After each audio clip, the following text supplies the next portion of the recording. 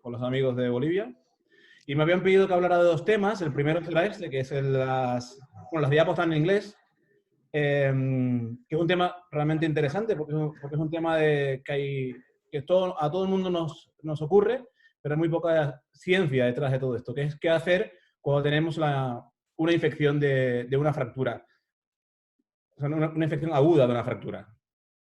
Porque realmente, a ver si esto funciona, sin duda una de las complicaciones más graves que tenemos cuando operamos traumáticos, cuando operamos trauma, es que esa fractura se infecte. La infección de una fractura, de la osteosíntesis de una fractura, aparte de que puede producir un retraso de consolidación, incluso acabar en una unión séptica, puede tener peores consecuencias. Puede acabar en una pérdida permanente de función, una amputación, como el caso del ejemplo de la diapositiva, y sin duda es un alto tasa de sufrimiento tanto para el paciente que lo sufre como el cirujano que lo trata. Y realmente cuando queremos fijarnos en la evidencia sobre lo que hay que hacer cuando tenemos una infección aguda, pues esta es la realidad. Nada. Hay una falta increíble de ciencia que respalde las decisiones que tomamos cuando tenemos una infección aguda de una fractura. Estos son algunos artículos que hay en los últimos años, es muy poco, pero es que incluso cuando miras en la literatura, te das cuenta que no hay ni acuerdo en cómo llamar a esta entidad. Los términos más frecuentemente usados son estos, el de una infección asociada a una fractura. Y realmente otro problema que tenemos, y eso también nosotros que hacemos mucha ciencia, es importante, es que hay incluso una falta de definición. En una revisión sistemática reciente de 2019, solo un 1% de los estudios utilizaban una definición estandarizada de la que es una infección, de una fractura aguda. Con lo cual, si esto es así, imagínate lo que será el tratamiento. ¿Y qué dicen muchos de estos artículos? Pues dicen esto, que como dentro del campo de la infección asociada a una fractura no tenemos mucha evidencia, lo que se recomienda hacer es tomar la información de otro campo parecido, pero que sí tenemos mucha información, que es el campo de la infección periprotésica. Y esto yo no estoy nada de acuerdo, porque realmente la infección protésica y la infección de una fractura comparten cosas, comparten sobre todo la fisiopatología. Las fisiopatologías son similares, pero son escenarios completamente diferentes. En los dos casos buscamos erradicar la infección, pero en la infección de una prótesis lo que queremos es mantener el implante y si lo cambiamos, que este implante tenga una función correcta y una supervivencia a largo plazo. En cambio, en una infección de una aguda, de una fractura, lo que queremos es que la fractura cure, y muy importante, que cure sin desarrollar una osteomielitis, porque no tiene ningún sentido curar la fractura y dejar una pierna osteomielítica, porque esto es un gran sufrimiento para los pacientes.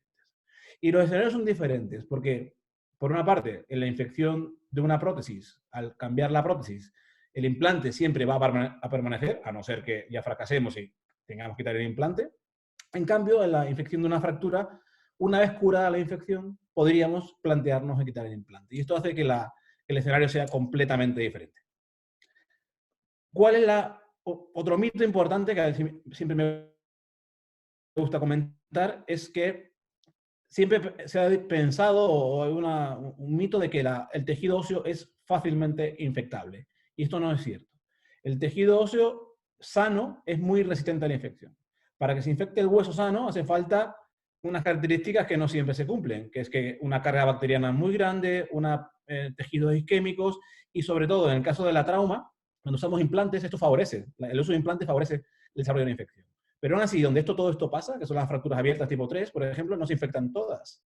Con lo cual, el tejido sano resiste mucho la infección. Lo que sí es cierto es que una vez el tejido óseo se infecta, es muy difícil de curar. Y básicamente son estas dos características que definen una infección de una fractura aguda. La existencia de un biofilm bacteriano y también la capacidad de ciertas bacterias a sobrevivir dentro de las células óseas. Es importante saber esto, la presencia de bacterias de actividad intracelular dentro de los osteocitos y osteoblastos, porque nos obliga, entre otras cosas, al uso de antibióticos con actividad intracelular. ¿Y por qué un hueso sano lucha mucho contra la infección, lucha bien contra la infección, y un hueso traumatizado no? básicamente por esto. Porque el hueso, después del traumatismo, empieza a expresar unas superficies de membrana que no están en el hueso sano, y esta superficie de membrana, de superficie, lo que hacen es facilitar a las adhesinas, las bacterias, la primera fase de la formación de un biofilm, que es la adherencia bacteriana. El hueso sano no tiene esas proteínas, las bacterias les cuesta adaptarse, unirse, el hueso traumatizado sí las tiene. Porque como sabemos, todo tiene que ver con el biofilm. ¿Cómo clasificamos las fracturas y cómo creemos que debe tratarse? Se basa en las diferentes fases de formación de un biofilm. Como digo, lo primero que hace una bacteria para empezar a formar un biofilm es adherirse a la superficie, adherirse al implante.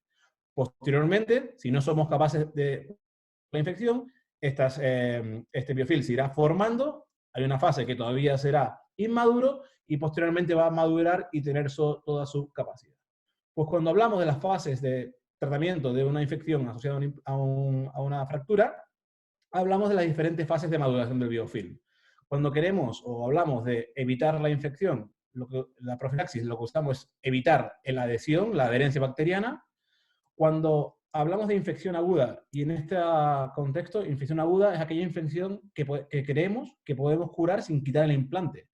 O si creemos que esto es posible es porque pensamos que todavía existe un biofilm inmaduro y que con un desbridamiento y con antibióticos con actividad en un biofilm inmaduro podríamos curar la infección sin quitar el implante. Y cuando hablamos de infección crónica es cuando ya tenemos una infección maduro, con lo cual aquí los antibióticos no van a actuar y es obligatorio quitar el implante si queremos curar la infección. Pues esta fase de agudo, esta fase donde creemos que podemos curar la infección sin quitar el implante, es muy pequeña y en realidad la ventana de oportunidad es desconocida. Sabemos que la biofilm se empieza a formar en minutos, en horas, pero no tenemos ni idea cuándo pasamos de esta fase de infección inmadura, donde podríamos plantearnos dejar el implante, a infección ya con biofilm maduro, donde es obligatorio quitar el implante. Todavía hay un déficit de biomarcadores que nos den esta información. Y usamos límites temporales que son absolutamente arbitrarios. Con lo cual, teniendo en cuenta esto, tenemos dos tipos de escenarios.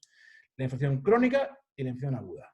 Aquí voy a hablar de la crónica, de la aguda solamente. Es decir, cuando tenemos un paciente que hemos operado, le hemos puesto una placa, un clavo, y a las 2, 3, 4 semanas nos aparece con signos de infección. Pues aquí básicamente lo que tenemos que pensar es si debemos quitar o no el implante. Y no es lo mismo un clavo que una placa. La infección aguda de una placa tiene sus características y la infección aguda de un clavo tiene las suyas. Como digo, lo importante en una infección aguda es promover la curación y evitar la osteomielitis. Y como digo también, el dilema clásico, es uno de los dilemas clásicos en el campo de la ortopedia, es si en una fractura aguda que he operado hace 2 semanas, hace 3 semanas, y me viene con una infección, ¿tengo que quitar el implante o lo puedo mantener? Bueno, si vemos los textos clásicos, siempre se ha creído que una fractura con una infección aguda, pero con una fijación estable, se puede mantener el implante con una supresión de antibiótico y esto puede producir la curación. Si vemos en los casos, en los libros más clásicos, el Hoffman o el Rockwood, el mantener el implante dicen que tiene un éxito del 90%. Realmente, cuando vemos la evidencia del día de hoy, hay muy poca evidencia. Solamente hay estos 2 artículos donde tratan el tema. Y los éxitos no son del 90%, sino sobre el 70%. Como digo, estos son los 2 únicos artículos recientes que la literatura.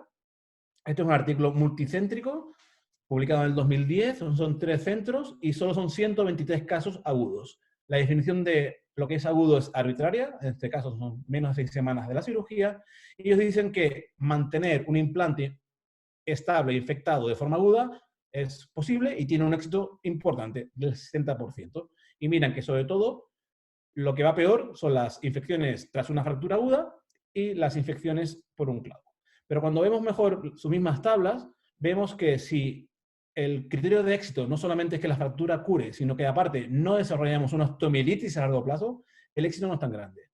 26 de estos pacientes que se consideraron éxito, posteriormente desarrollaron una osteomielitis crónica. Con lo cual, en realidad, el fracaso o el éxito es de la mitad de los casos.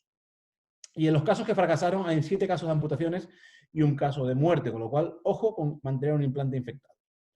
Un estudio parecido, las conclusiones son parecidas. Si el éxito lo definimos como que cure la infección, es sobre el 70%, pero cuando el éxito es que cure la infección sin osteomielitis, baja al 42%. Aquí en este estudio lo que ven es que los pacientes fumadores van peor.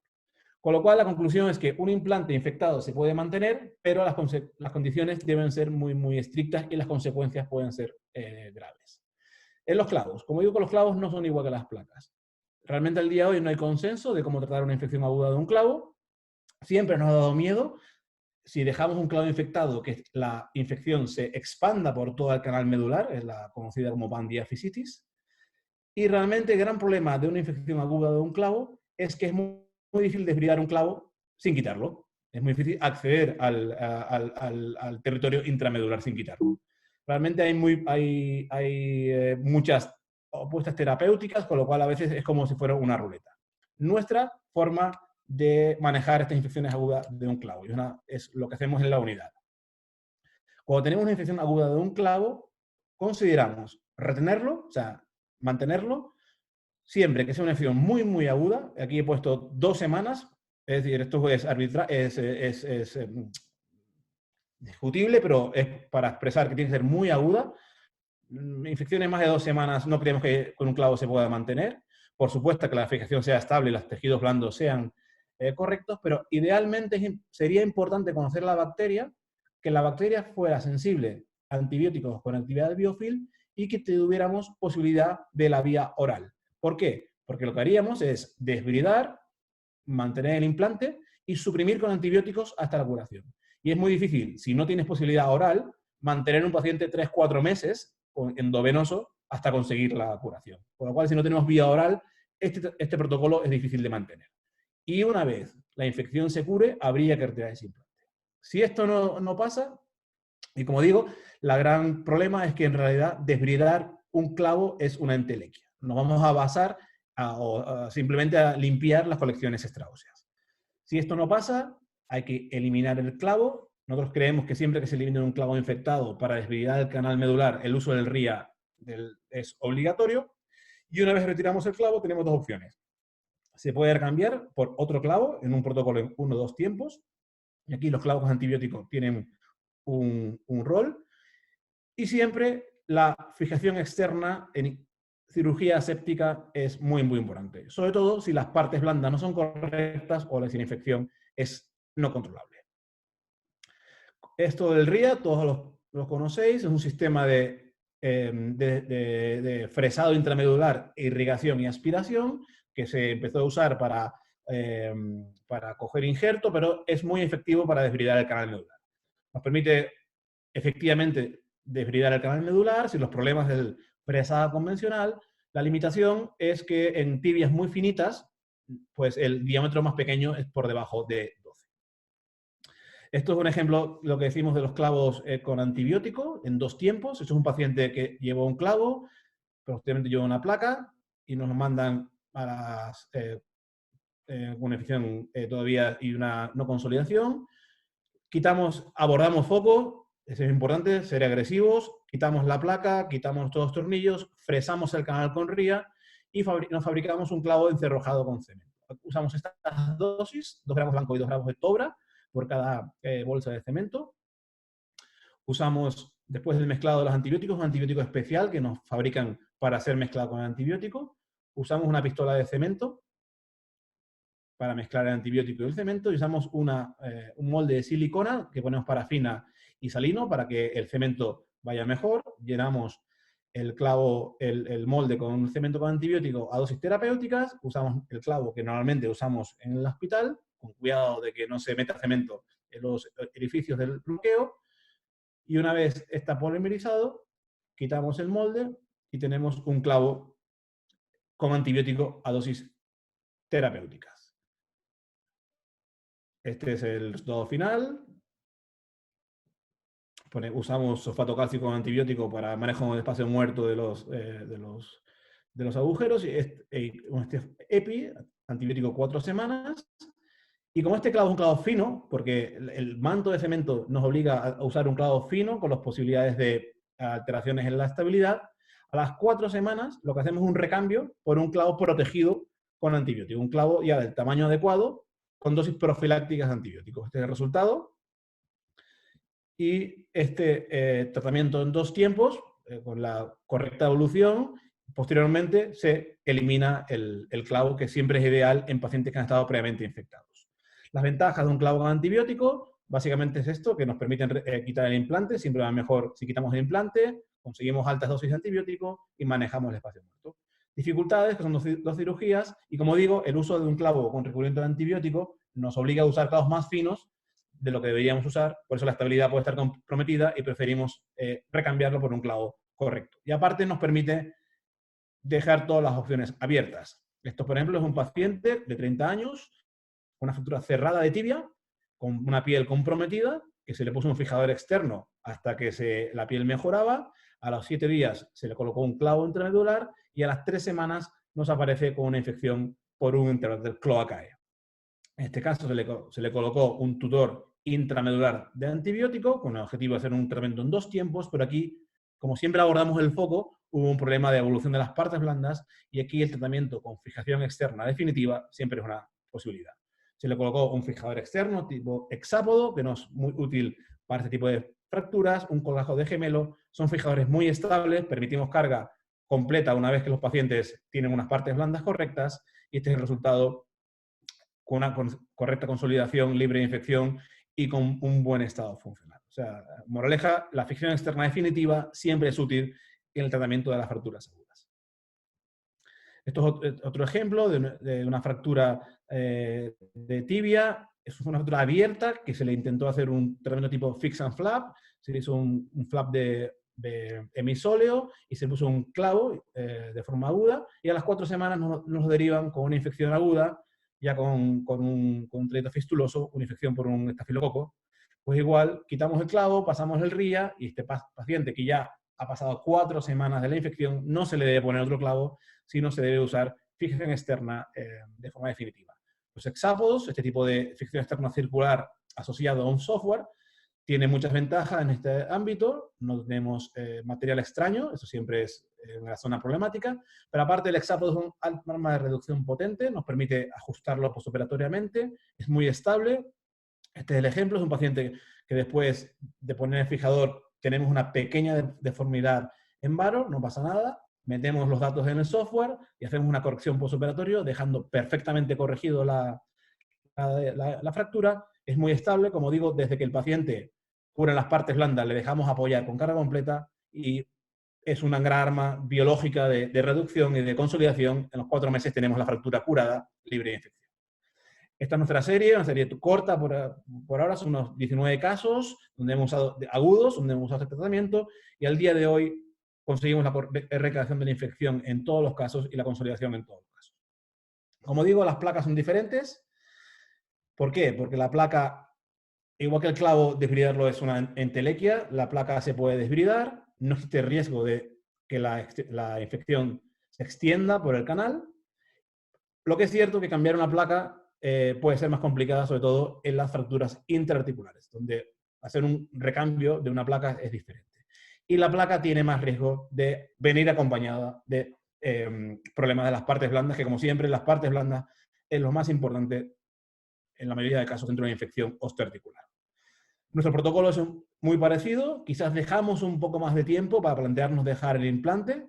Igual que un clavo en más de 2 semanas no nos gusta, una placa podríamos alargarla 3 semanas, 4 semanas, depende de la bacteria, pero si no podemos, igual eliminamos la placa y aquí podríamos hacer un protocolo de recambio de la placa, aquellos casos que podemos recambiarla. Nosotros no tenemos experiencia, pero hay compañeros que usan un recambio en 2 tiempos con una placa recubierta de antibiótico y como siempre la posibilidad del uso de fijación externa y esto es especialmente útil cuando las partes blandas no son correctas. 2 ejemplos, esto es un paciente de 55 años, una fractura de tibia con mala evolución. Las notas de la historia de estas fracturas siempre son parecidas, siempre se es poco agresivo con las partes blandas, normalmente siempre se dice esto que la herida drenando un poco, tiene algunas caritas, etcétera, y se va dilatando en el tiempo lo que hay que hacer, que es no esconder la cabeza, hay que ser agresivo. Este paciente a las 10 días nos lo mandan con una infección por bibacteriana, entonces esto hay que intentar evitarlo. Desde que la herida va mal, la piel va mal, hay que ser agresivo. No existen infecciones superficiales en la tibia es un hueso subcutáneo, con lo cual siempre hay que ser agresivo. Y aquí lo que hacemos es abordamos ambas placas. La lateral, que había evolucionado bien por el tiempo que ha pasado, se limpia y se mantiene, pero la medial, que ha estado expuesta con estas malas partes blandas, no se puede mantener. Quitamos la placa, desviemos bien, manejo del espacio muerto, en este caso con sulfato calcio con antibiótico, y aquí lo más importante es recambiar la placa por una placa limpia, sin biofilm, y darle una buena cobertura biológica. Se hace un colgajo de gemelo medial, cámara biológica que potencia la curación de la fractura y potencia la curación de la infección. A las 5 semanas, la buena evolución del colgajo, y a los 5 meses, la fractura curada. Este paciente ya está sin placa y es un caso que tiene más de 4 años. Es un caso parecido, aunque peor. Es un paciente de 45 años, fumador. Los fumadores son pacientes complicados, evolucionan peor. Una gran reducción, le hemos puesto magníficamente nuestras placas, pero nunca hay que olvidar las partes blandas. Este paciente no evoluciona bien, lo desbridan, no evoluciona bien, lo vuelven a desbridar, y este es el resultado, una infección polimicrobiana, y nos lo mandan a las 6 semanas con esta mala tratamiento de las partes blandas. Hay que pensar que solo tiene sentido hacer un desbridamiento. 2 desbridamientos, manteniendo el implante, no tiene ningún sentido. Si fracasamos con nuestro primer desbridamiento, hay que quitar el implante y cambiar el tipo de estrategia. En este caso, obviamente, ya es una infección que no nos permite, o pensamos que no debe usarse ficción interna, con lo cual usamos ficción externa, aprovechamos que la reducción es correcta para colocar nuestro fijador, quitamos la placa, manejamos el espacio muerto, desbridamiento agresivo, lo más importante, y cobertura de las partes blandas, esta cámara biológica. Hacemos un flap de gemelo, esta es la evolución del caso, buena curación, y a los 18 meses tenemos la curación de la infección, la curación de la fractura, y ya también lleva como 3 años sin recidiva de la infección. Este es el estado funcional del paciente. Con lo cual, ya para acabar, como digo, en las infecciones agudas de una fractura, lo que hacemos, como no tenemos datos, es extrapolar lo que sí sabemos del campo de la infección protésica. Yo creo que esto es un error, no es lo mismo. Como digo, el abordaje clásico de una infección aguda, donde se recomienda mantener el implante, se puede hacer, pero se debe tener unos criterios muy estrictos. Hay que saber que tiene peor resultado que el que normalmente se cree, y que las consecuencias pueden ser graves, con lo cual sí que se puede mantener un implante estable infectado, pero hay que ser muy estricto. Por supuesto, el tratamiento debe ser multidisciplinar. Estamos hablando de infecciones, de antibióticos, de partes blandas. Aquí requeremos varios expertos en diferentes áreas para ser exitosos. En el caso de que no podamos mantener el implante, se puede hacer una estrategia en 1 o 2 tiempos. Y siempre la fricción externa es una opción, y la mejor cuando las partes blandas están alteradas. Muchas gracias.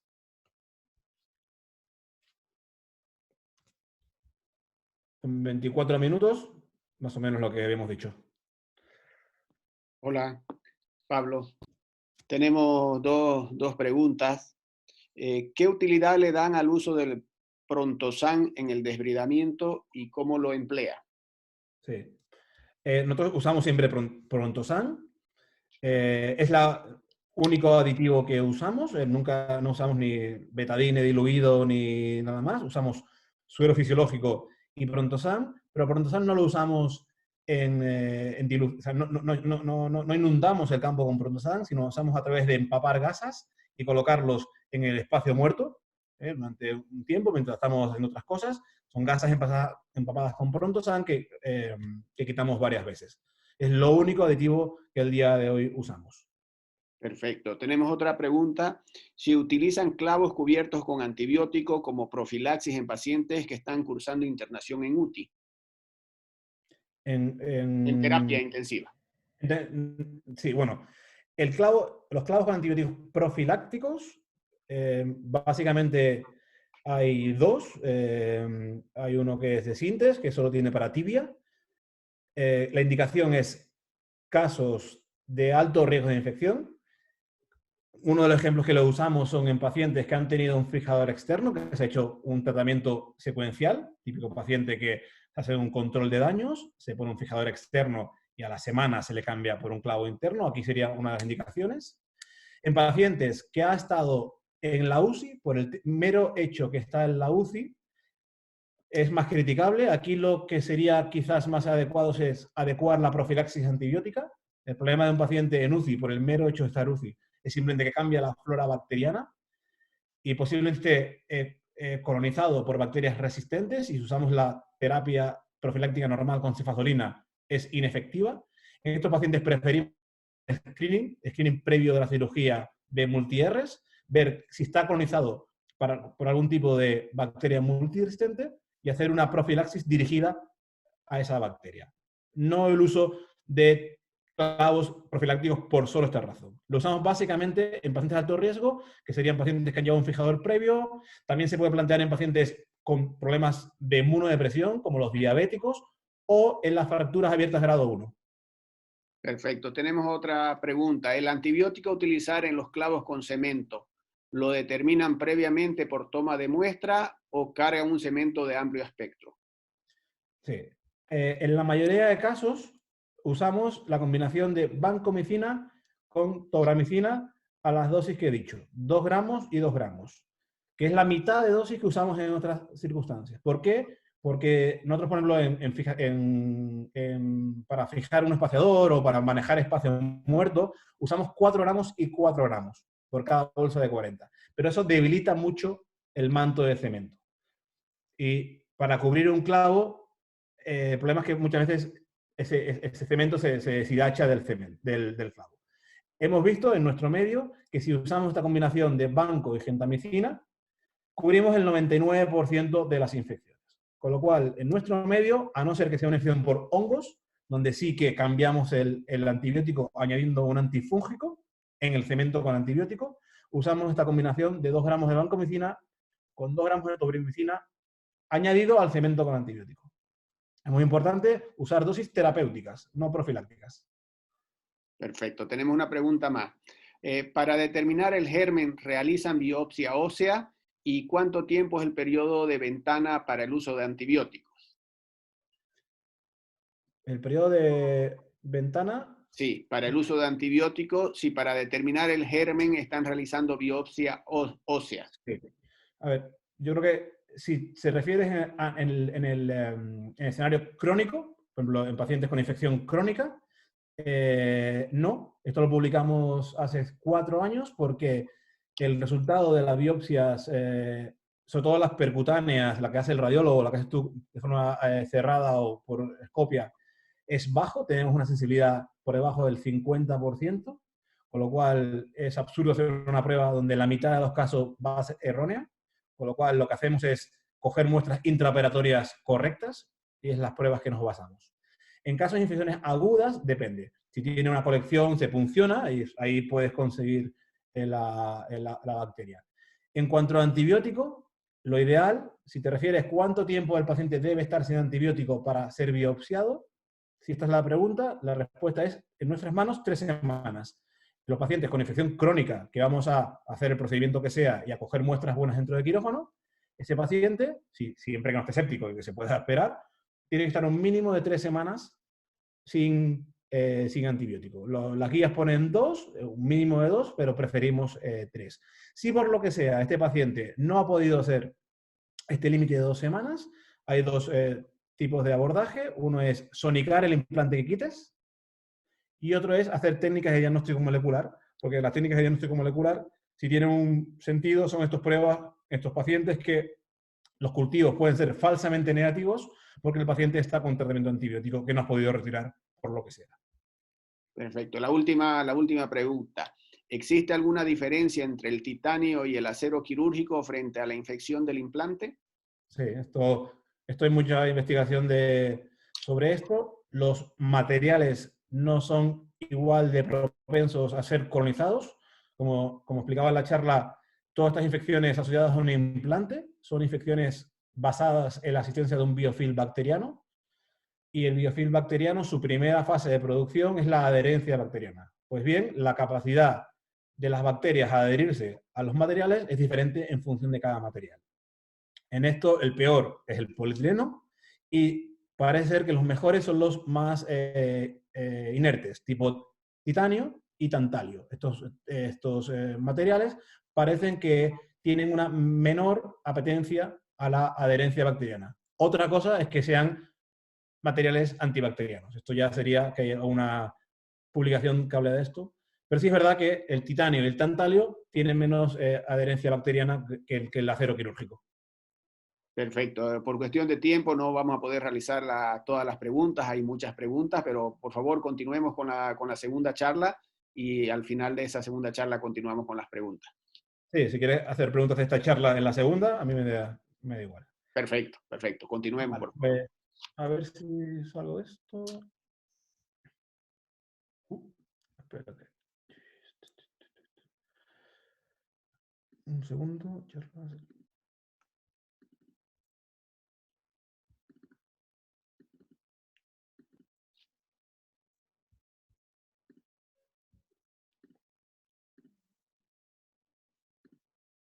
A ver.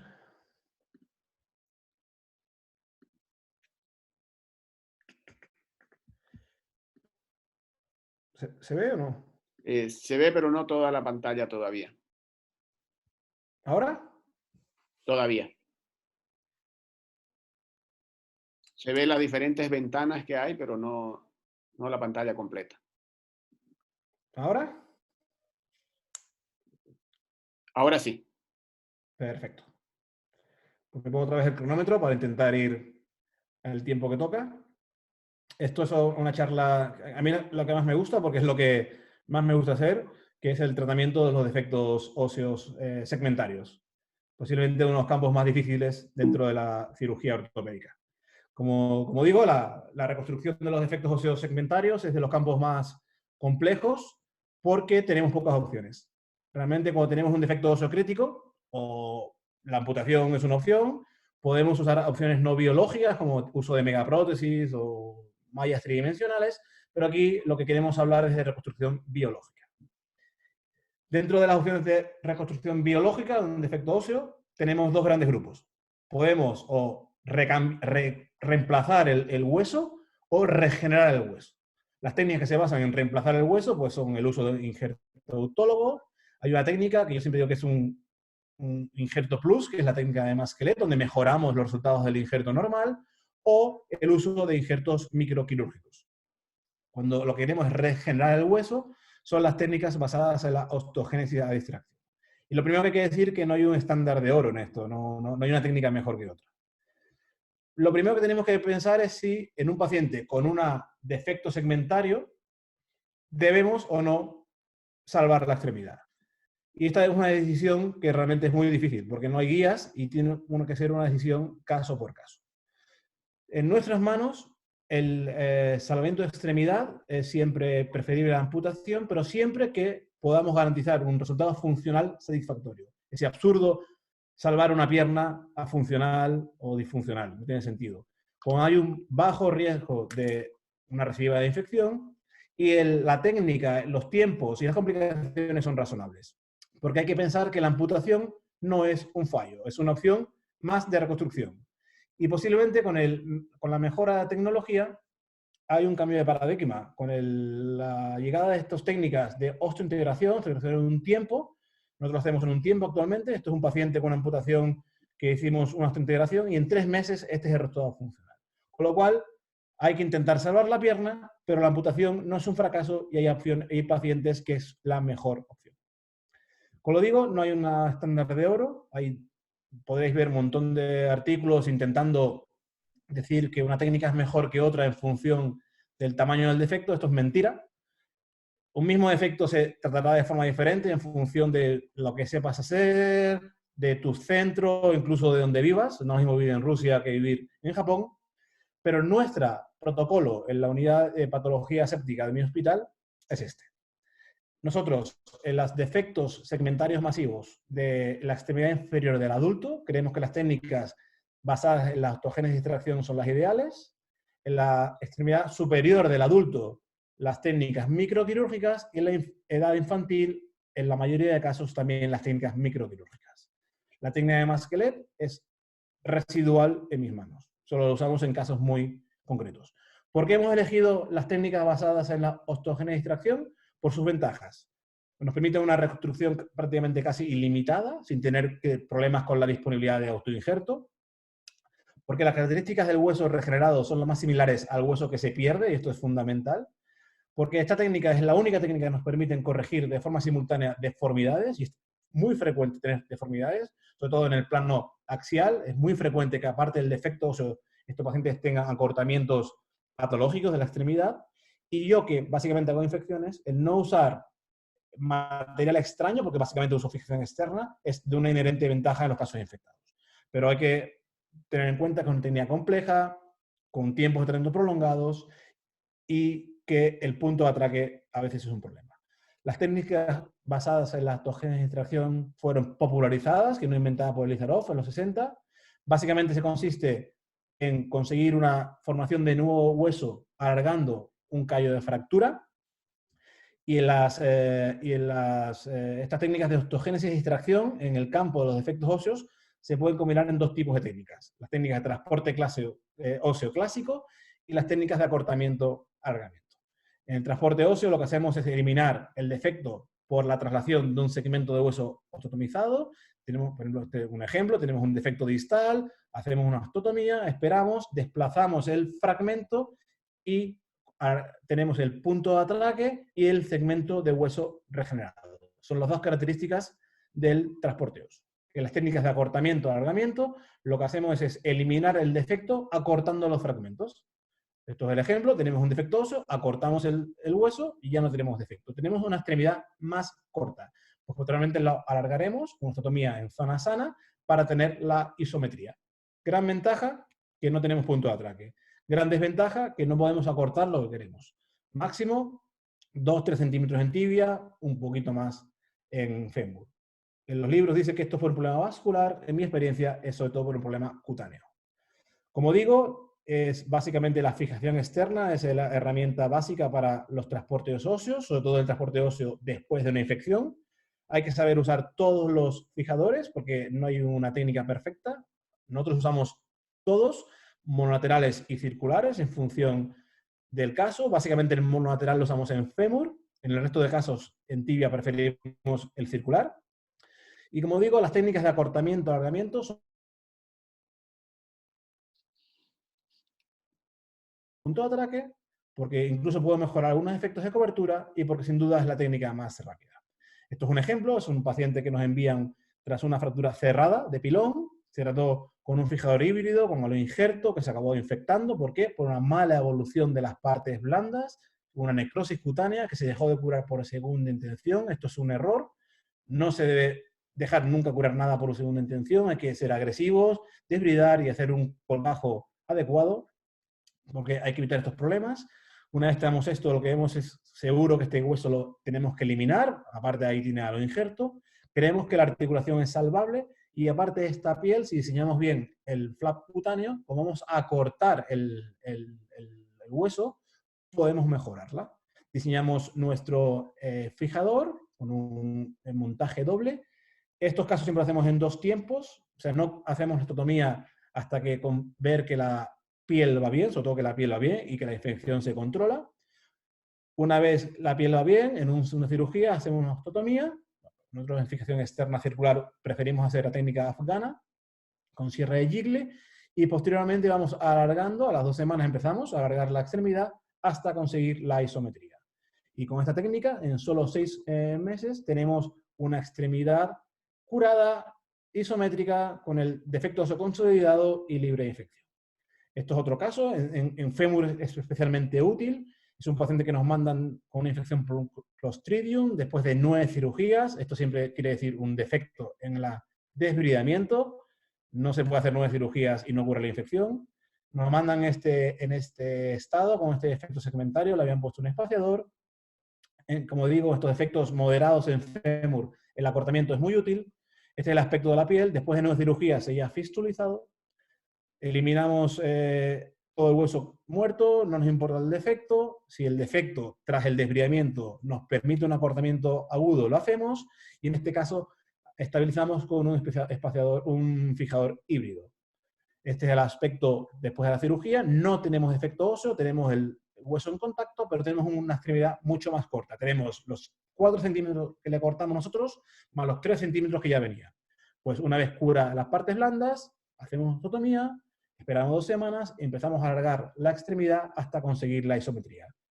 Una vez el punto de atraque está consolidado, quitamos el fijador, mantenemos un poco más para proteger el regenerado y en solo 5 meses tenemos la extremidad curada, libre de infección e isométrica. Pero cuando son defectos ya más grandes de 4 centímetros, no se puede acortar tanto. Entonces, aquí preferimos hacer un transporte óseo. Como digo, nosotros que hacemos infecciones, básicamente hacemos un transporte óseo en un procedimiento estadiado, en 2 estadios o en 3 estadios. Cada cirugía tiene un objetivo diferente. La primera cirugía, el objetivo es erradicar la infección. Esto es una chica de 40 años que se cayó en una fosa séptica en Senegal y también nos la envían, después de ser tratada en otro centro, después de 9 cirugías, igual con una infección por Clostridium. Bueno, lo primero que hay que curar la infección, para esto es desbrimiento agresivo, desbrimientos radicales, con resecciones segmentarias, manejo del espacio muerto, un espaciador y colocar un fijador para dar estabilidad. La estabilidad es fundamental y ya está preparado para la ulterior reconstrucción. Hay que manejar el espacio muerto con un espaciador y como hacemos cirugía pseudo-oncológica, aquí no hace falta tratamientos antibióticos muy largos. Un tratamiento corto de solo 4 semanas es más que suficiente. Aquí la cirugía es lo que cura la infección. Una vez está curada la infección, en el segundo procedimiento el objetivo ya es reconstruir la extremidad. Pero tenemos otro tiro para otra oportunidad de curar la infección si no lo hubiéramos curado. Volvemos a desbridar, eliminamos el espaciador, cogemos muestras y en este caso hacemos una osteotomía bifocal. Y esperamos. Es lo que se llama el periodo de latencia. Pero lo que queremos es estirar un callo de fractura y no un hematoma. Si lo hiciéramos enseguida, no habría formación de hueso. Normalmente son 7-21 días, en adultos más 21 días que 7, y una vez pasa este tiempo empezamos a alargar el hueso a una velocidad de 1 milímetro al día, hasta que alcanza la punto de atraque. Una vez contactan el punto de atraque, esto es un transporte bipolar, esperamos, es lo que se llama fase de maduración, es la fase más larga. Esperamos a que madure el nuevo hueso regenerado y a que consolide el punto de atraque. Una vez pasa esto, podemos eliminar el fijador y tenemos un hueso nuevo, reconstruido, isométrico y libre de infección. El problema es el largo tiempo de tratamiento, 13 meses. Con lo cual, todos nuestros esfuerzos al día de hoy están dedicados a intentar disminuir como sea los tiempos en fijación externa.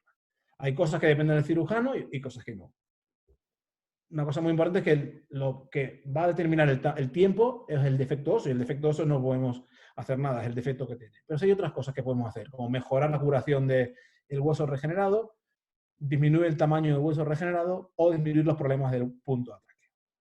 ¿Cómo? Combinando técnicas de fijación externa e interna, muy importante, intentando acortar los tamaños del hueso regenerado y intentar evitar la no consolidación del punto de ataque injertándolo de forma precoz. Como digo, la combinación de técnicas de fijación externa e interna son muy útiles, hay muchas, nosotros usamos estas, el transporte sobre clavo, el uso de clavos profilácticos, estos clavos que hablábamos en la charla previa, para solucionar problemas del punto de atraque o el regenerado, o incluso el uso de placas para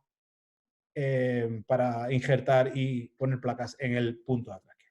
Como digo, estos clavos nuevos, profilácticos, que vienen de fábrica ya con este recubrimiento de antibiótico, nos ha permitido expandir mucho nuestras indicaciones del uso de clavo para solucionar problemas del transporte óseo. El transporte sobre clavo es una opción que solo usamos en casos muy especiales, básicamente en casos traumáticos, donde nos envían al paciente sin una infección crónica, sino con un déficit óseo agudo. No nos gusta usar clavos en pacientes que previamente han tenido un clavo infectado. Esto es un paciente que nos mandan de otro hospital con una fractura aguda, con un gran defecto óseo, una catastrófica. Si lo hubieras amputado, nadie te hubiera criticado. Este es el defecto óseo masivo que tenemos. Como siempre, lo más importante, lo que determina la probabilidad de salvarse esta pierna es la posibilidad de cubrir las partes blandas. Nuestra técnica de elección es un colajo libre, pero en este caso no se pudo hacer por no tener vasos receptores, y le hacemos un colajo local, un sólido y un gemelo, y en este caso fue bien. Tenemos las partes blandas reconstruidas, pero tenemos un gran defecto de hueso de 23 centímetros. Pues aquí en esta época usábamos que no teníamos todavía clavos recubiertos en fábrica, cubríamos nosotros los clavos con antibiótico, poníamos el clavo con antibiótico, un fijador externo de reconstrucción, hacíamos la osteotomía y usábamos el clavo como los rieles de un tren para hacer un transporte guiado sobre clavo. Esto nos permite disminuir los problemas de navegación, mejorar el atraque, y una vez llega al punto de atraque, en solo 8 meses podemos quitar el fijador externo y disminuir muchísimo el tiempo de fijación. En esta técnica, a diferencia del alargamiento sobre clavo, para evitar que colapse el regenerado, hay que abordar el punto de atraque, injertarlo y poner una plaquita o algo para que no colapse. Y en solo 16 meses tenemos este resultado. Con lo cual, con las técnicas de transporte sobre clavo, en un tratamiento que tendría que haber sido 3-4 años, en solo 1 año y 4 meses tenemos este resultado. Este es el paciente en su casa al poco tiempo de dejarla apoyar del todo, 1 año y 4 meses. Y este es el paciente de la consulta, la última vez que lo vi, con una muy buena reconstrucción y una pierna funcional. Si no crees que vas a tener una pierna funcional, no tiene sentido hacer una reconstrucción. Como digo, una de las cosas más importantes es acortar el tamaño del regenerado, porque no podemos hacer nada con el tamaño del defecto. Si tenemos un defecto de 10 centímetros, son 10 centímetros. Pero sí que podemos, en vez de tener un regenerado de 10 centímetros, tener 2 regenerados de 5 centímetros. El tiempo de consolidación será la mitad. Nosotros esto lo publicamos, nuestro tiempo de curación en una publicación del 2017 en Injury era de 17 días por centímetro en tibia y 26 por centímetro en fémur. Si multiplicamos por defectos muy grandes de 10 centímetros, hace que el tiempo de fricción externa sea enorme. Con lo cual, siempre que sea posible en defectos grandes, hacemos varias osteotomías. En nuestras manos, en defectos por encima de 7 centímetros, intentamos hacer transportes trifocales, o sea, con varias osteotomías. Y esto puede ser en tándem o convergente. En convergente, o mejor dicho, en tándem es cuando el defecto está muy cerca del extremo del hueso, rompemos el hueso proximal o distal en 2 sitios y hacemos un transporte al mismo tiempo. O convergente es cuando el defecto es en medio, hacemos osteotomía proximal y distal y convergemos los segmentos a transportar. También en el caso de que tengas un defecto óseo y un acortamiento, se puede hacer transporte y alargamiento con 2 regenerados diferentes. Esto es un ejemplo de una osteotomía múltiple en tándem, un paciente de 64 años con una fractura de tibia cerrada, 6 cirugías previas con un clavo infectado, gran defecto de partes blandas, hueso muerto, defecto de 9 centímetros. Pues aquí, como digo, cuando el defecto es muy cerca de la articulación, podemos hacer un transporte en tándem. Rompemos el hueso en 2 sitios y transportamos simultáneamente el hueso hacia abajo y conseguimos, en vez de tener un gran defecto, un gran regenerado de 4 centímetros, de 9 centímetros, tenemos 2 pequeños regenerados de 4 centímetros. O como digo, combinar el alargamiento y el transporte. Esto es un paciente con un accidente de tráfico, una fractura de meseta, le ponen estas plaquitas, se infecta, una infección por pseudomonas, y nos lo mandan con este defecto de unos 5 centímetros de partes blancas. Siempre preguntamos si este paciente, aparte, tiene un acortamiento, porque nos suelen mandar estas radiografías parciales, y casi siempre tienen. Este paciente, aparte del defecto de 5 centímetros, tiene un acortamiento de 5 centímetros, con lo cual su defecto real son de 10 centímetros. Aquí, para evitar un regenerado de 10 centímetros, lo que hacemos es un tratamiento en tándem. Por un lado hacemos un transporte óseo y por otro lado hacemos un alargamiento. Con esos 2 regenerados, que nos disminuirá el tiempo a la mitad en fijación externa. Y como digo, en el punto de atraque, también para disminuir el tiempo en fijación externa, intentamos hacer abordajes precoces, injertos e incluso estabilización con placa. Este fue el caso. Abordamos, injertamos, pusimos una placa y como tenían una muy mala piel, para evitar problemas, hacemos de forma profiláctica un colajo de gemelo lateral. Y este es el resultado de los 2 regenerados reconstruidos, punto de atraque consolidado y la pierna reconstruida. Y el resultado funcional. Siempre la función correcta es nuestra principal preocupación.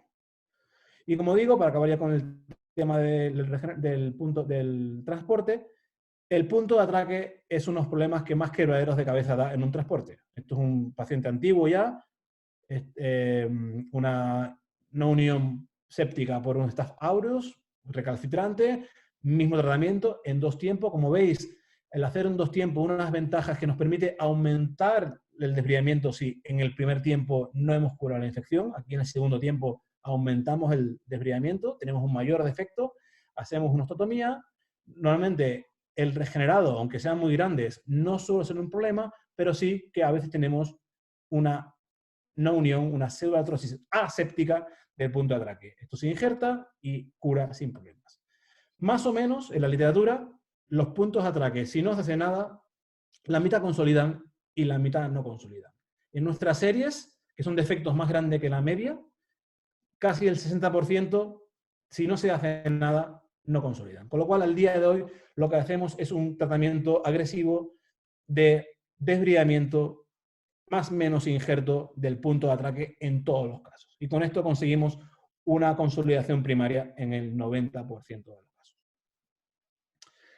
Como digo, en casos de extremidad superior o en casos de infancia, pensamos que las flaps microquirúrgicos, básicamente el peroné vascularizado, es la técnica de elección. ¿Por qué? Porque nos permite reconstruir defectos muy grandes, hasta 20 centímetros. Si podemos hacer una técnica en doble barra, esto está, que si nos permite por el defecto, nos aumenta el ancho del colgajo y esto nos permite mejorar las condiciones del colgajo. Y esto, sobre todo en niños, es muy, muy bueno porque se remodelan muy bien. Como digo, para antebrazo es perfecto porque el peroné, por su forma y por su talla, es perfecto para los defectos antebrazos. Y como digo, en niños tiene una muy rápida incorporación e hipertrofia. Desventajas, que es una técnica compleja, que tiene el problema de la morbilidad de la zona dadora, y sobre todo tiene, y por eso no nos gusta usarlo si no se puede hacer una doble barra en adultos, porque tiene un alto índice de fracturas osteoporóticas, por encima del 45% en muchas series. Y aparte, en la técnica clásica, no permite la corrección de deformidades. Si lo combinamos con técnicas de fijación externa, sí, pero la técnica clásica, no. Como digo, es perfecto para defectos de antebrazo. Esto es un paciente con una pseudoséptica de antebrazo, por un MARSA, con mala piel. El abordaje y la curación de la infección siempre es la misma. Abordaje radical, desbridamientos radicales, transición segmentaria, la que haga falta, manejo del espacio muerto. En este caso, acortamos el cúbito porque tiene un defecto menor, le ponemos una placa, pero el defecto del radio es grande, con lo cual aquí, para corregir el defecto óseo, creemos que un colgajo microquirúrgico de peroné es la técnica perfecta. Ponemos una placa y a los 5 meses tenemos el antebrazo reconstruido. La otra indicación es en niños. Esto es un paciente que es motorista, profesional casi, con 12 años. Tiene un accidente en una carrera, hace un compartimental, malas partes blandas, se acaba infectando y nos lo mandan en esta situación. El abordaje es el mismo, se erradica el desbridamiento de partes blandas y el desbridamiento del defecto óseo. No nos importa el defecto que dejemos, hay que eliminar todo el hueso muerto, todos los tejidos blandos muertos, se maneja el espacio, estabilidad, y una vez curada la infección, en el segundo tiempo hacemos un colgajo microquirúrgico de peroné, en este caso asociado a una isla, que siempre hacemos para monitorizar el estado del peroné, pero podemos sacar islas más grandes para también reconstruir las partes blandas si fuera necesario. Este es el aspecto, vemos como la isla cutánea está viva, esto significa que la anastomosis funciona. Este es el aspecto, aquí estamos seguros que el peroné está vascularizado porque la isla cutánea está viva y en solo 7 meses tenemos el paciente otra vez haciendo motos, con lo cual creemos que dentro de poco tiempo lo tendremos de nuevo como paciente. Porque la verdad que los niños son una maravilla, los niños dan mucho más juego. Y ahora, no solamente injertos óseos vascularizados, también se puede hacer colgajos periósticos vascularizados, tanto libres como pediculados. Esto es una técnica que es muy pionera. Nosotros, en manos del doctor Soldado, tiene una línea de investigación muy importante con la que colaboramos. Esto es una niña de 2 años con una pseudoartrosis congénita de tibia, Para nosotros es la técnica de elección en las pseudos congénitas de tibia. Este es el doctor Soldado, el de las gafas de micro. Yo solamente le ayudo a la parte de los hierros, de poner los fijadores, etc. Él es el que hace todos los tiempos de la cirugía. Este es el colágeno microquirúrgico de periósteo libre. Hacemos 2 campos. Se saca el periósteo sano de la pierna contralateral. Se pone, preferimos fijación externa porque creemos o hemos visto que mejora la curación comparado con placas que usábamos antes. Este es el aspecto con el defecto óseo recubierto de periósteo y sin usar ningún tipo de injerto óseo. En solo 3 meses tenemos una consolidación completa de una pseudoartrosis congénita de tibia, que por otra parte es una entidad muy, muy, muy difícil de tratar. Y ya para acabar esta parte microquirúrgica, esto se puede complicar al máximo. Sobre todo lo importante es estos defectos combinados. Estos defectos combinados que lo ideal sería nunca llegar aquí, pero desgraciadamente son casos que vemos al día de hoy. Defectos combinados de infecciones con defectos masivos de las partes blandas y del hueso. En este caso hemos desarrollado un protocolo en 3 tiempos. En el primer tiempo, es lo que decimos, el control de daños en la infección. Como hemos hablado toda la charla, se basa en un desbridamiento agresivo de todas las partes blandas infectadas, de todas las partes óseas infectadas, no nos importa el tamaño del defecto. Manejo del espacio muerto, con espaciadores de cemento con antibiótico, y estabilidad, con fijación externa temporal. Perdón. Una vez la infección está controlada, en el segundo tiempo se reconstruye las partes blandas. Para nosotros, esta es la etapa fundamental. Y para eso hacemos colgajos microquirúrgicos. Pensamos que los colgajos microquirúrgicos son ideales en el tratamiento de los defectos de cobertura en estas piernas traumatizadas e infectadas. Y una vez la infección está controlada y las partes blandas están reconstruidas, en el tercer tiempo nos centramos a reconstruir el defecto óseo con la técnica que haga falta. En este caso, lo que hicimos fue un colgajo vascularizado, pediculado, ipsilateral de peroné. Y de estas situaciones horribles tenemos esta reconstrucción correcta en un paciente que, por otra parte, hubiera sido un candidato para amputación. Este protocolo actualmente está en revisión en Injury, es la tesis doctoral de la doctora Carbonell. En 34 pacientes hemos completado el protocolo en 28 casos y tenemos un índice de erradicación de la infección del 97%, un índice de salvamiento de extremidad del 93%, con una incorporación al trabajo de estos casos tan horribles del 81%. Con lo cual, en estos defectos combinados es mi elección. Pero no somos dogmáticos. Siempre hay que individualizar caso por caso. Esto, por ejemplo, es un chaval de 26 años, un accidente de moto, que nos viene con este defecto masivo de fémur y defecto masivo combinado de tibia. Pues igual, en el fémur, estabilidad, manejo de espacio muerto, en la tibia, estabilidad, manejo de espacio muerto y un colgajo microquirúrgico. Y para reconstruir el defecto de fémur usamos un colgajo microquirúrgico de peroné, y para reconstruir el defecto de tibia, un transporte óseo. Este es el resultado a los 14 meses con el niño con la extremidad reconstruida libre de infección. Con lo cual, lo más importante es individualizar y hacer caso por caso. Y ya para acabar, muy rápido, como digo, la técnica de Masquelet es una técnica que en nuestras manos es la tercera opción. Casi nunca la usamos, pero parece que estamos en contra de la moda, porque ahora está muy de moda hacer Masquelet. Muy rápidamente, sabemos que la técnica de Masquelet fue inducida, o la técnica de la membrana inducida fue introducida por Charles Masquelet. Se basa en poner un espaciador de cemento que pueda producir una reacción de cuerpo extraña, formar una membrana.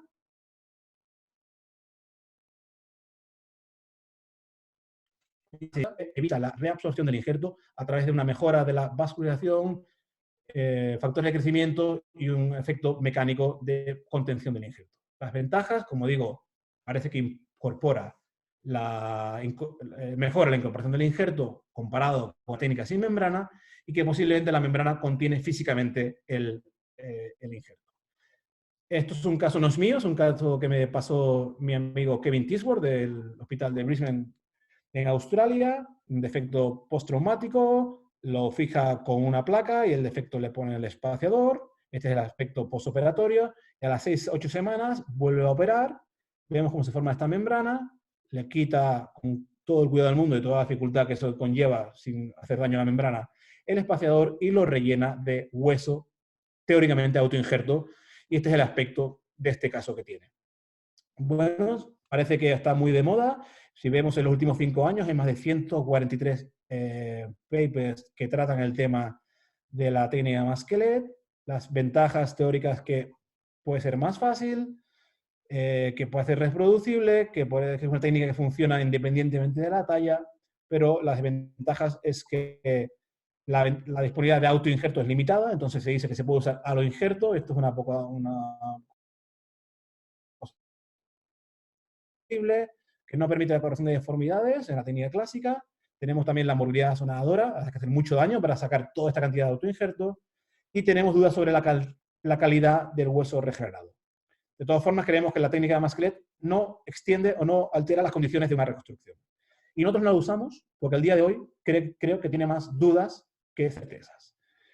La indicación es dudosa y si el uso en un paciente previamente infectado es correcto o no. ¿Cuál es el mejor producto inductor de la membrana? Si cemento con antibiótico, ¿a qué dosis? ¿Cuál es el tiempo óptimo de inducción de la membrana? El tipo de injerto es un gran problema porque lo ideal sería usar autoinjerto, pero no tenemos autoinjerto para rellenar un defecto de 20 centímetros, con lo cual ya se empieza a usar diferentes cosas. Siempre digo que es como una especie de Masterchef, que pones un poquito de autoinjerto, un poquito de aloinjerto, un poquito de BPM, no sé cuánto, no sé qué. La eficacia real todavía es dudosa, estos son términos de mismo Masquelet, y a mí me preocupa también el resultado a largo plazo, porque la calidad del hueso neoformado no tengo muy claro, no sé si esto es un buen resultado, esto es un paciente publicado de un Masquelet, yo no sé si esto es un buen resultado y qué va a pasar a largo plazo, con lo cual el día de hoy lo usamos, pero lo usamos en casos muy concretos y nunca o muy poco en casos previamente infectados. La conclusión es que hay muchas técnicas para usar. Creo que son casos que hay que usar por expertos y cada experto ya sabrá cuál es la mejor técnica a usar. Hay diferentes ventajas en una u otra, pero lo más importante es individualizar caso por caso.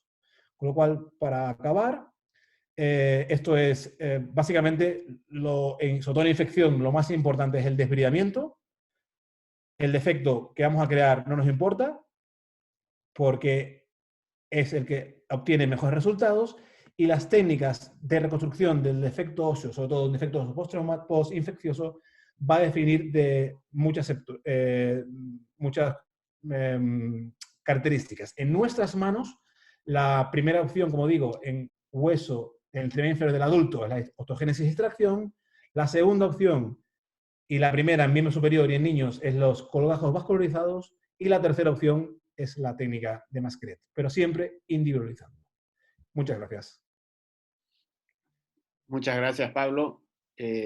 Tenemos preguntas. Vamos a continuar con algunas preguntas que quedaron pendientes en el anterior chat. ¿Me estás escuchando bien, Pablo?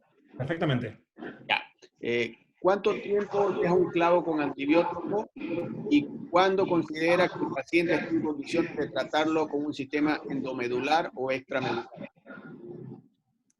¿Cuánto tiempo dejamos un clavo con antibiótico? Sí. Depende. Si el tratamiento es en un tiempo, hasta la consolidación de la fractura. Una vez consolidada la fractura, lo eliminamos. Nosotros preferimos en 2 tiempos.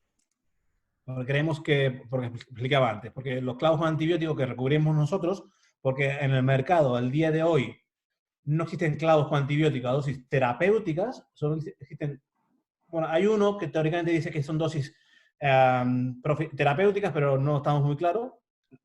Para hacer clavos a dosis terapéuticos lo hacemos nosotros.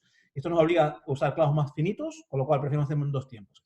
Con lo cual, lo que hacemos es poner el primer tiempo un clavo terapéutico, normalmente 6 semanas, de 6 semanas con antibiótico sistémico, y a 6 semanas quitamos el clavo y ponemos el clavo ya con dosis profilácticas. Y esos son los tiempos.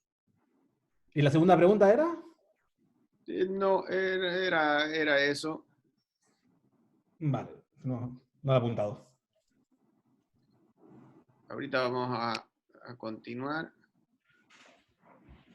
El uso de placas con recubrimiento antimicrobiano como plata puede ser una solución para casos de trauma, para prevención o como indicación para tratamiento.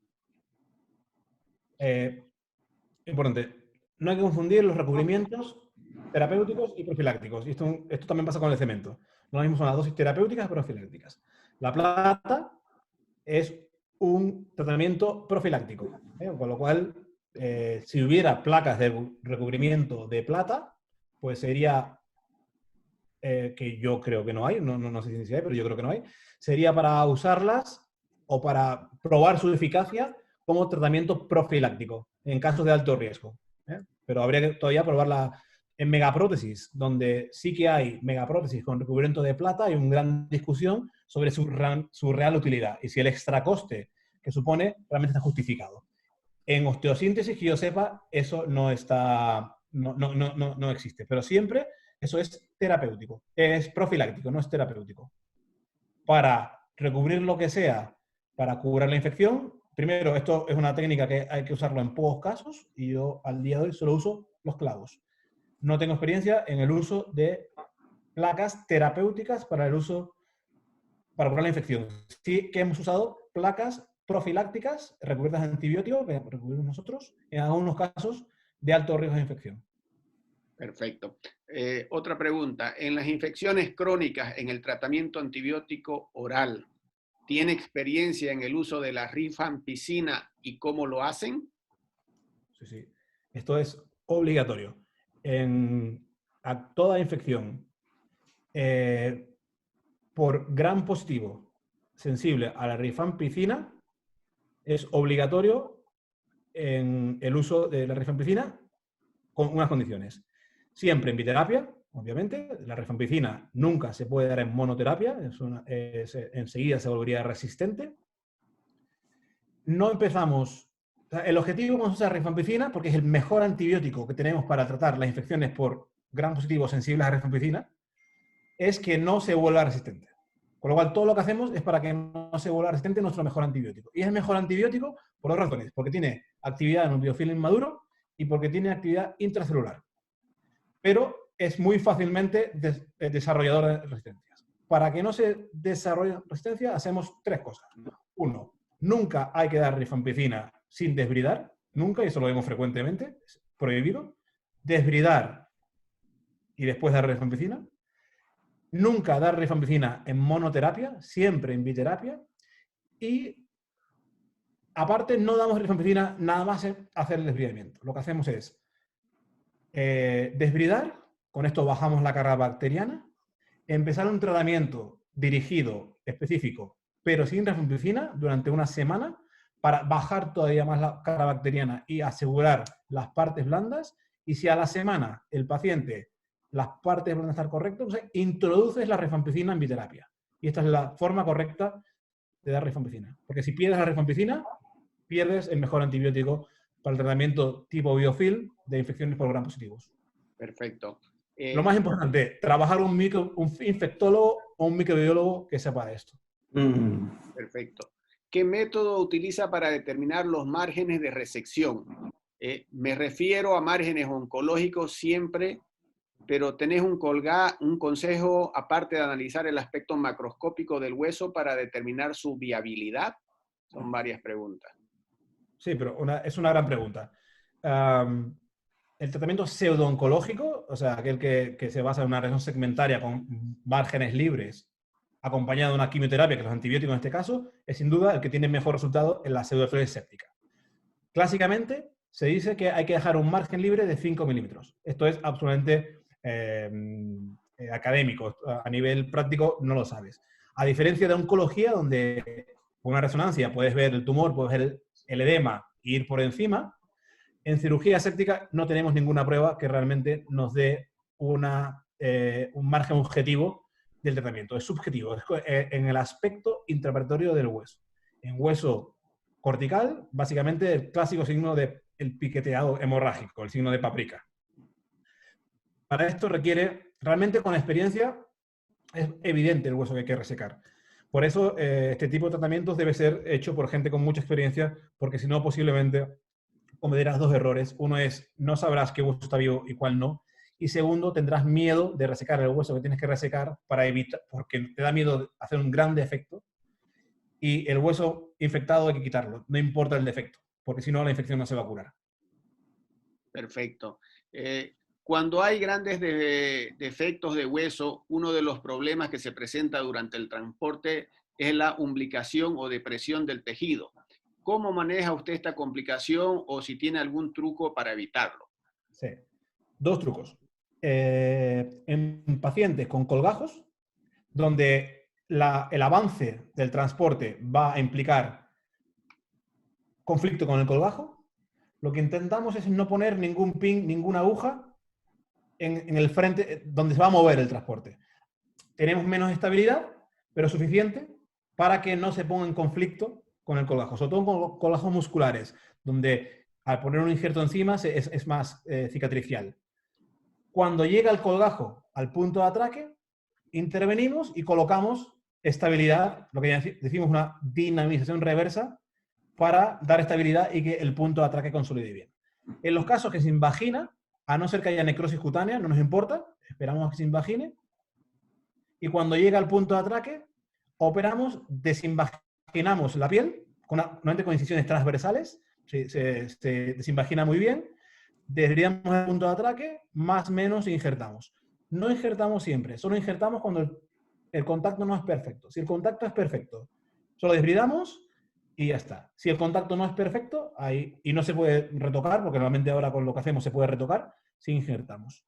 Pero básicamente esto, cuidado con poner un pin en la dirección del transporte y si tienes un colgajo, ponlo después. Y si se invagina, no suele pasar nada, sino que cuando llega al final, pues se invaginas, lo pones a compresión y ya está. Con incisiones transversales o en setaplastias, nunca longitudinales, porque si hace una longitudinal es muy difícil de ver. Siempre transversal o setaplastias. Perfecto.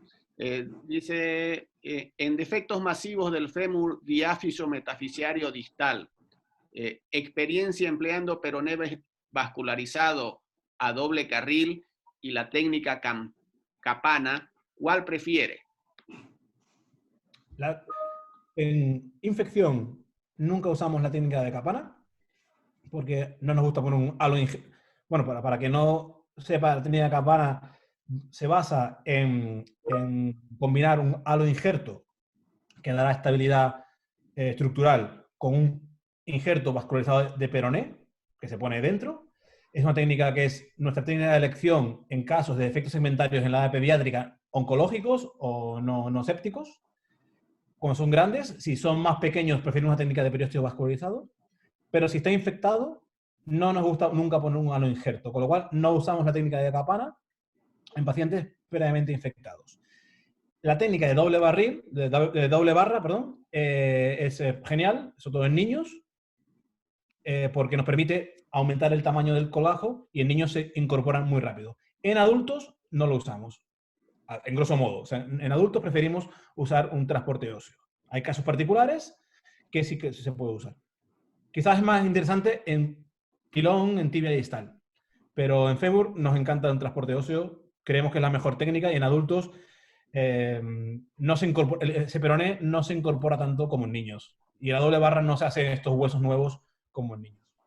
Un paciente de 60 años esto no le va a pasar. Perfecto. En fémur usa tutores monoplanares. ¿Qué tips tiene para no perder el plano anteroposterior o anteversión y retroversión de la orientación en grandes defectos? Sí, es muy, muy buena pregunta. Usamos el monoplanar porque es más cómodo para el paciente. Entonces, lo que yo hago es, y el monoplanar, a diferencia de lo que la gente piensa, es muchísimo más complejo que el circular. Un circular es un fijador muchísimo más fácil de poner, te permite mucho versatilidad. Un fijador monoplanar tiene que ser perfecto, porque el atraque tiene que ser perfecto. Si tenemos problemas de navegación es un drama, porque no podemos modificar nada. Solo podemos modificar en el plano coronal, porque sí podemos mover los pins, pero no en el sagital. Con lo cual, a mí lo que me preocupa es la correcta alineación en el plano sagital, no en el coronal. Para hacerlo lo que hago es, pongo un espaciador de cemento con antibiótico y con un Steinmann o algo que lo mantenga para que el extremo este y el extremo este estén en el mismo plano, y ahí pongo el fijador, para que se me mantenga. Una vez tengo esto, lo saco y tengo el plano corto. Si el defecto es más pequeño, un truco es acortarlo 8 centímetros. O sea, lo puedes acortar durante la cirugía pongo el fijador así y después lo estiro. Porque yo sé que entonces, cuando haga el transporte, va a ir a donde estaba antes. Esto es un truco muy útil. Lo cortas, aunque sea una barbaridad, 10 centímetros, no pasa nada, es 1 hora o 2 horas una cirugía.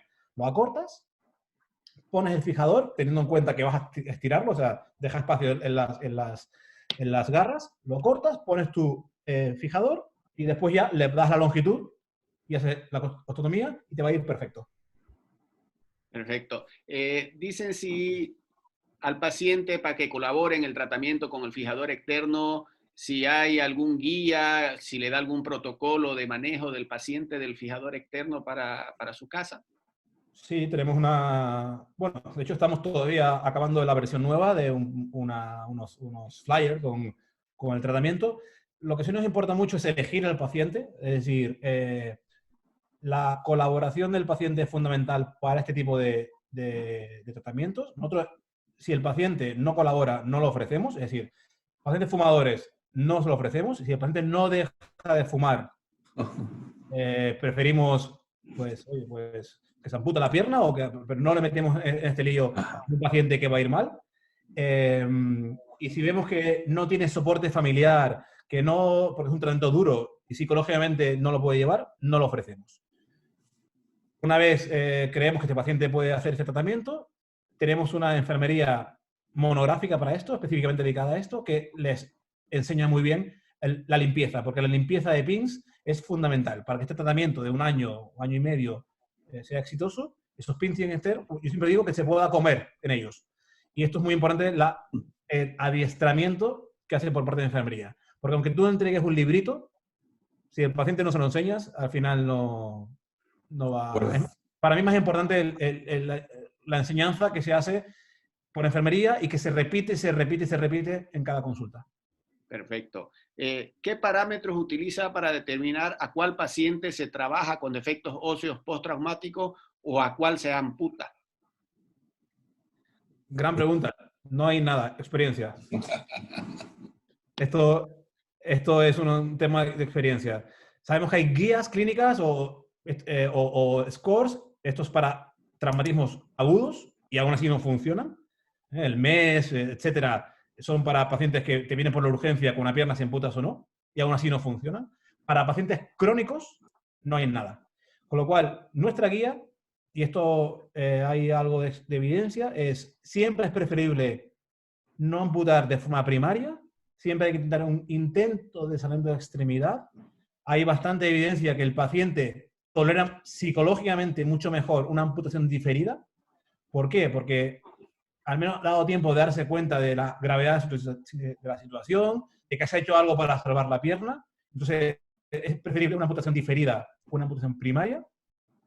Y esta es nuestra forma de actuar. Y lo que miramos es 2 cosas. Básicamente, a nivel, por supuesto, si no tiene tibial posterior, si no tiene, no si no funciona, si no tiene, si le falta un trozo así de tibial posterior, no tiene un sentido. Pero básicamente, aparte de esto, son 2 cosas. En el plazo corto es que seamos capaces de reconstruir las partes blandas, es lo más importante. Si el paciente no se puede reconstruir las partes blandas o la reconstrucción de las partes blandas fracasa, no hay que seguir con la reconstrucción. Y otra que miramos ya a largo plazo es qué función va a tener ese paciente.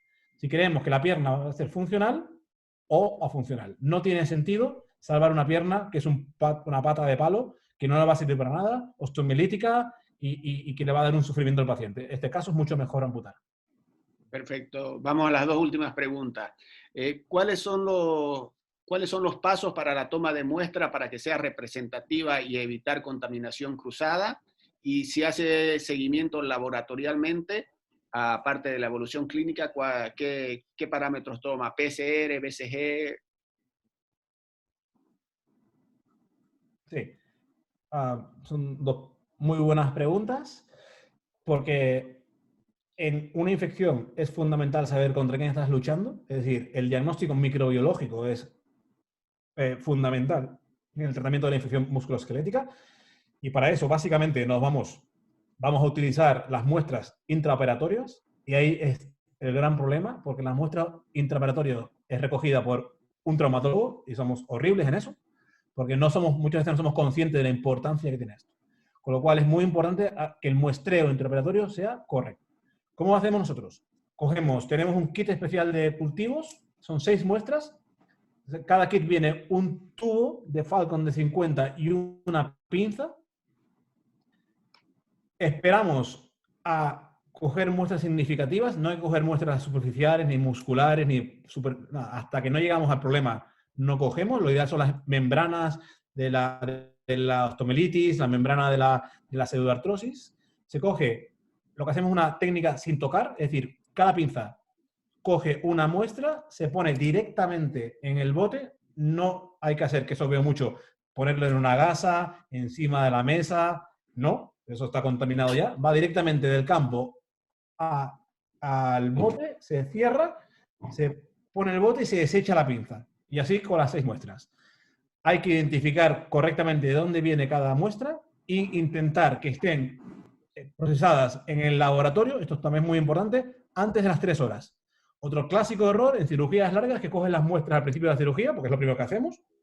La cirugía dura 6 horas y cuando acaba la cirugía están las muestras encima de la mesa y después estarán...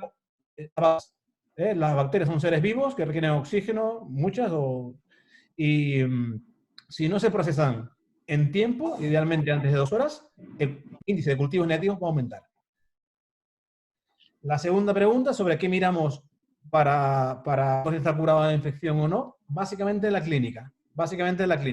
Esperamos el tratamiento, damos un tratamiento antibiótico que hemos decidido caso por caso en comité. Una vez acaba el antibiótico, hacemos un seguimiento sin antibiótico y miramos que clínicamente no haya recidiva. Y lo que sí miramos es que la PCR tenga una curva descendente, no la normalidad, sino que vaya descendiendo. Si estas dos cosas pasan, paciente sin antibiótico, clínica correcta y PCR descendiente, ya hacemos el segundo tiempo. Perfecto. La última pregunta. A grandes defectos de tibia y transporte, ¿cómo maneja el equino?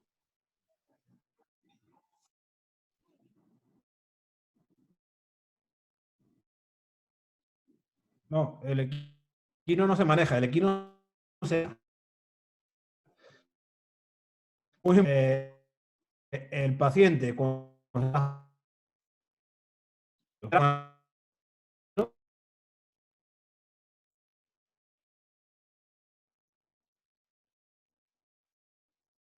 flexo de rodilla. Entonces, yo lo trato instruyendo al paciente con una buena rehabilitación, sea con esto, el flexo de rodilla y el equino. Si es un alargamiento o si va combinado con alargamiento, que siempre va a ser equino, haga lo que haga el paciente, directamente ponemos un foot support y fijamos el pie plantígrado para que la fase de alargamiento no se vaya en equino y una vez acaba el transporte de alargamiento lo liberamos. O si es un paciente que vemos que se va instaurando el equino y no le he puesto un soporte de pie para fijarlo, lo llevo a quirófano, le añado un aro de pie, lo dejo a 90 grados hasta que acabe el tratamiento, hasta que acabe el transporte, para evitarlo. Porque después es un drama tratar el equino de tobillo y mucho peor, muchísimo peor, el flexo de rodilla. Perfecto, Pablo. Muchísimas gracias. Pasamos con el doctor Suárez, por favor, para terminar la conferencia.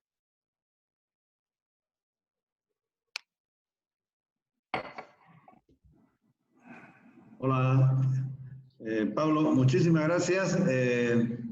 A nombre de la Sociedad Boliviana, por excelentes exposiciones de la especialidad, y agradecerle nuevamente y esperar poder verlo nuevamente con otros temas que tenemos, que usted tiene, y compartir esa experiencia de España a Bolivia. Muchísimas gracias por todo y esperamos verlo nuevamente. Gracias, Pablo. Un placer y ya sabéis que podéis contar conmigo para lo que queráis. Muy bien. Y a ver si nos vemos en breve en directo, que será más divertido. Vamos a estar. Bueno, muchas gracias. Cuídese. Gracias. Un abrazo. Chao, chao. Gracias a todo el directorio por la presentación. Buenas noches, Rodrigo, Omar, Willy, muchas gracias. Víctor Hugo, ahí está. Bueno, vamos cerrando. Muchísimas gracias a todos. Excelente participación. Buenas tardes. Hasta luego.